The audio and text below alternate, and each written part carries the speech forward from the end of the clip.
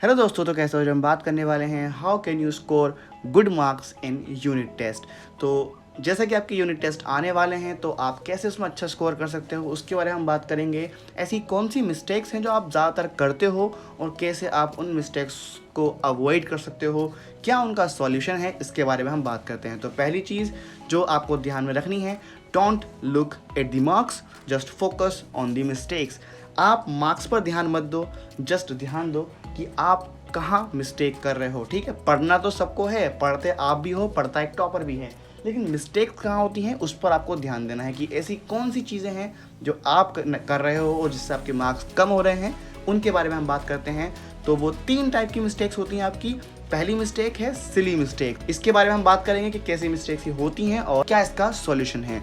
दूसरी टाइप की मिस्टेक्स आती हैं वो है कंसेप्चुअल मिस्टेक, ठीक है। और थर्ड टाइप की मिस्टेक जो आती है वो है you don't understand the concept. इसके बारे में हम बात करते हैं। तो बात करते हैं पहली कैटेगरी से, यानी कि सिली मिस्टेक्स के बारे में। तो सिली मिस्टेक्स ज़्यादातर तब होती हैं जब आप जल्दी में होते हो, आपका टेस्ट टाइम लिमिट कम होती है, तो आप जल्दी में वो सिली मिस्टेक्स कर देते हो। सिली मिस्टेक्स क्या हो सकती हैं? जैसे कि आप कोई भी अपना टेस्ट लिख रहे हो तो उसके अंदर आप स्पेलिंग मिस्टेक कर देते हो, या फिर जो मेन वर्ड है उसी को ही नहीं लिखते हो, तो वो होती हैं सिली मिस्टेक्स। या फिर अगर आप मैथ्स के क्वेश्चन कर रहे हो तो आप प्लस माइनस में मिस्टेक कर देते हो, या आप आंसर पूरा सही करते हो लेकिन लिखकर कुछ और आते हो, तो ये होती हैं सिली मिस्टेक्स।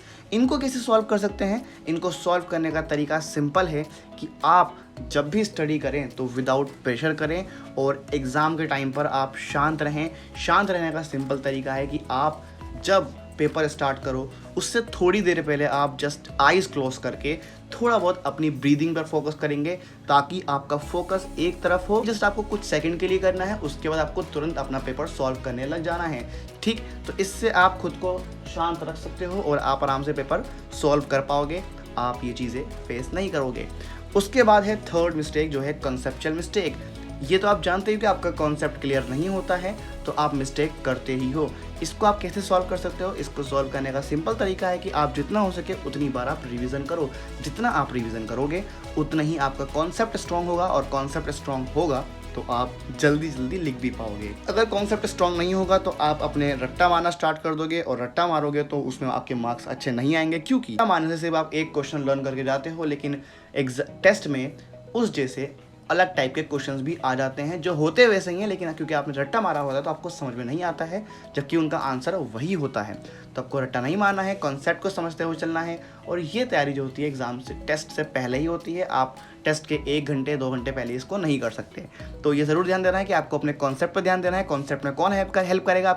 आपके टीचर्स हेल्प करेंगे। आप अपने टीचर से अपने कॉन्सेप्ट को क्लियर करेंगे ताकि आप ये बार बार रिपीट ना करें। और सिंपल है, रिविज़न करो ताकि आप अपना कॉन्सेप्ट स्ट्रॉन्ग रख पाओ।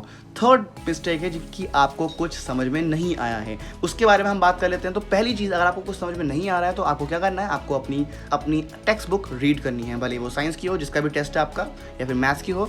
एक बार उसको रीड करना है, आपको उसके बारे में सुनना है। आपके टीचर्स आपके पास नहीं है तो आप यूट्यूब पर लेक्चर सुनो, ठीक है।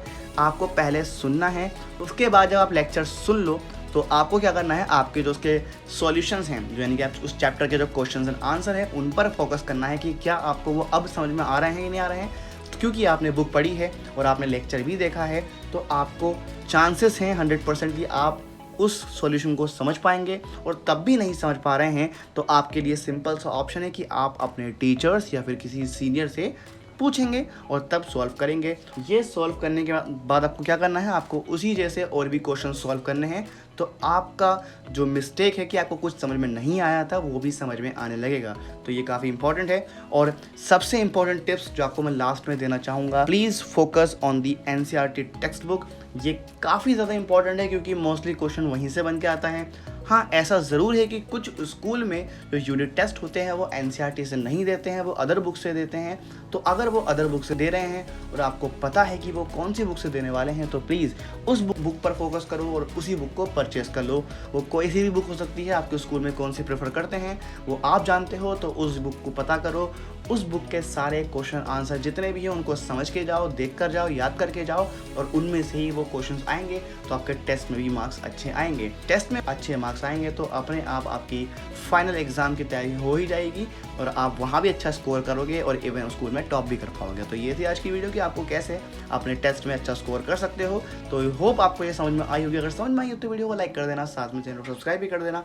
अगर आपको इसके बारे में और जानना है तो आप मुझे कमेंट कर सकते हो ताकि मैं उस पर वीडियो बना पाऊँ। तो मिलते हैं आपसे अगली वीडियो में, तब तक के लिए all the best. Thanks for the watching and piece.